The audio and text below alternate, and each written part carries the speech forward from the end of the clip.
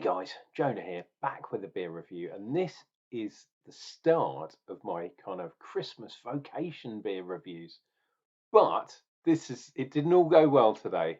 This is actually the second beer I've had. I did have another beer. I'm really annoyed because I was talking to myself, talking to you actually, dear viewer, and my computer ran out of memory, and basically the video wouldn't. What do they call it? Compiling? Is that what the thing? It used to be compiling or whatever it does. Um, and then it just put an error code. So I drunk a beer, and it was a 6.5% beer, and you can't make stuff like this up. Anyway, it doesn't matter too much because I've got plenty of beers, and the beer that I was going to drink, you can buy freely in other places, such as supermarkets. So I'm going to get another one and sneak it in later on. But, dun dun dun, the first actual review is this one, Tahoma. It's a Vocation Special Edition. And I saw this and I thought, this looks a bit familiar. Apart from this one's green colour, the one that I've had before, which I've also had on draft beer, the Aoraki, Aroki or something. So what I found is Vocation are doing different mountains, and this Tahoma, I thought it might be referring to Mount Hood, but it isn't. It's Mount Rainier, which is in Washington State. Anyway, that is why it's got a picture of a mountain on. Oh, and the other one, Aoraki, is a mountain in New Zealand. So will there be some other ones? I think there probably will be, if not already. Now, this is Tahoma. It's a DIPA, not a Dua Lipa. It's a DIPA, which means double IPA. And it's double because it's 8%, damn it. They're ridiculous strength, which is all fine and dandy with me, especially when I'm lubricated to start with. So this could all go pear-shaped, dear viewer. I apologise if it does. We got some wheat and some oats in there. Hopefully this is, I'm pretty sure this is an old school West Coast style, hence why we're looking at a mountain in Washington State. It says, conquer new heights with a flavor expedition to the peak of Tahoma. Experience untamed beauty with 3 US hop varieties added at different stages in the boil to make a deeper that's reckoned with. So if you look down here, we have Citra, Mosaic, and Columbus. I thought maybe they would do a triple C hop, but they haven't. It's got the Mosaic in there, but no, that's fine. That's fine.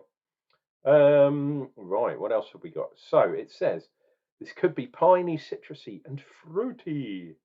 This hop trinity provides a captivating bouquet of tropical fruits, pine, resin, and juicy citrus.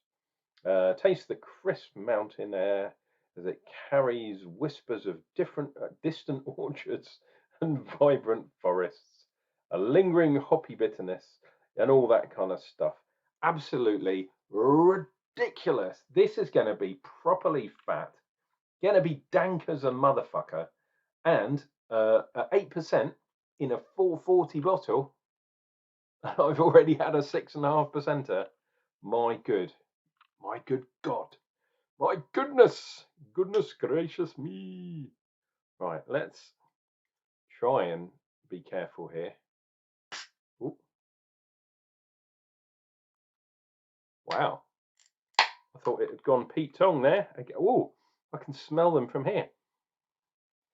Oh, proper stuff from Vocation.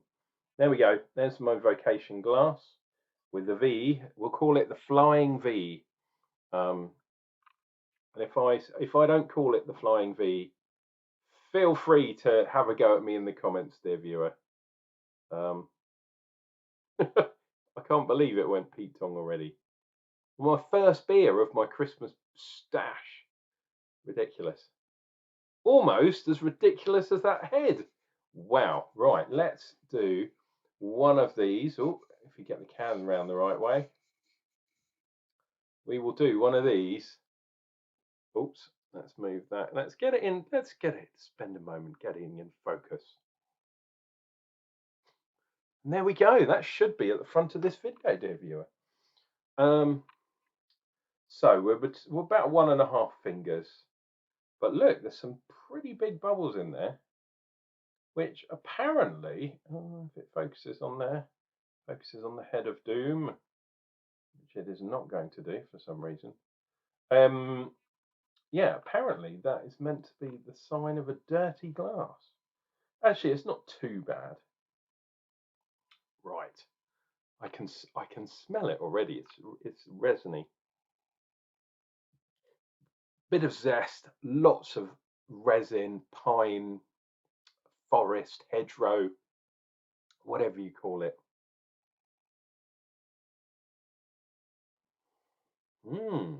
Little bit of sort of, well, I call it soapiness, but maybe that is actually a taste. I'm not sure.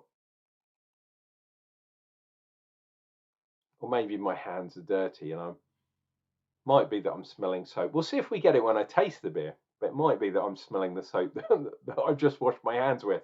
Ridiculous. And there is some, yeah, tropical fruit, but I'm trying to pick out which ones. Not so obvious to start with. I'm pretty sure there's going to be like a grapefruity stuff and maybe a melony stuff and yeah, sort of juicy stuff. But I think there's some other stuff in there as well. Happy Christmas, dear viewer. If you haven't done so already, please subscribe to the channel. It doesn't usually go wrong. Actually, it does sometimes. But at least I'm honest with you guys. I'm not trying to sell you anything. All I'm trying to do is drink beer and encourage you guys to drink beer. Come on.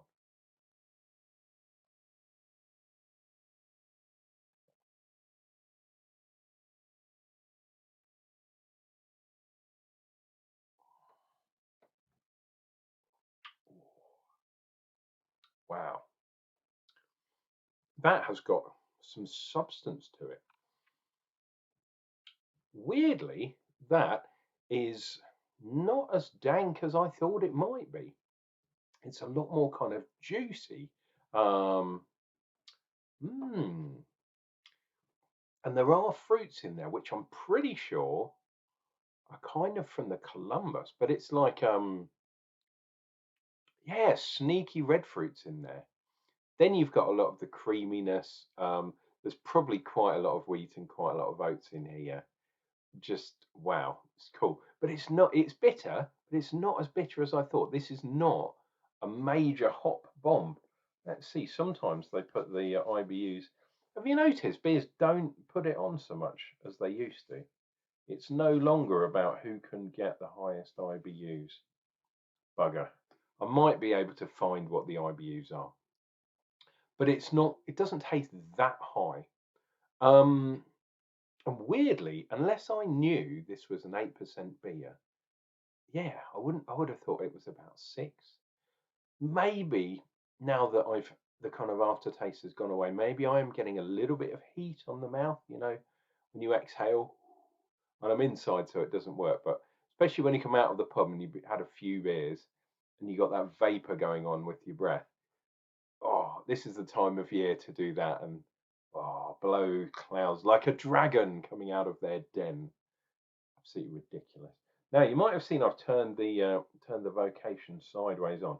That is purely to keep a track on the old dishwasher tide lines or bar tide lines. The lacing, dear viewer, the lacing. Let's go in. The first beer was a dark one as well. So having an 8% DIPA double IPA after, nuts. But that's Christmas.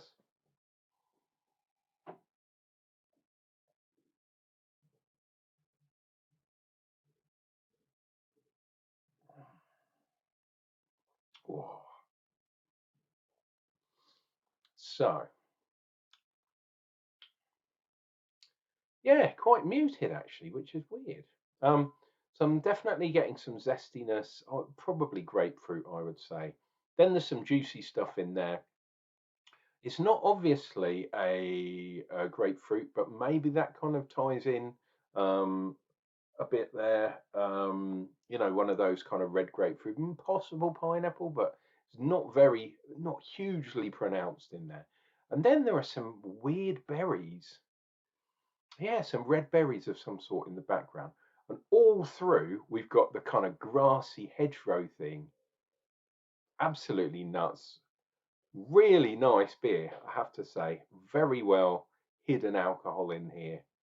I'm probably going to pay for this later on, especially because I'm going to go into the office tomorrow. So anyone that sees me tomorrow, you can laugh at my hangover. It's absolutely nuts. Oh, and we've got a Hoover on. That's no good. Um, so let's finish this off and get you on your way, dear viewer.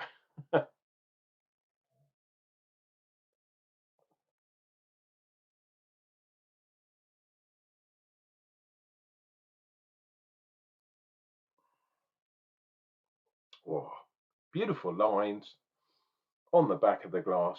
A lovely amount of lacing there. And there we go. That is the special edition Tahoma double IPA from Vocation. This is a good one. And I think that beer was only like £3 or £4, maybe 3.50, something like that. And I got it directly from Vocation, and I suggest you do the same if you can. But some of the beers are freely available in the UK supermarkets. Well, pardon me. Alas, not this particular one. But never mind, dear viewer. Oh, wow. Oh, even my belch tastes like hops. That's ridiculous. Take care of yourselves. Take care of everyone around the world. Remember to come back because we're going to do some more reviews next time.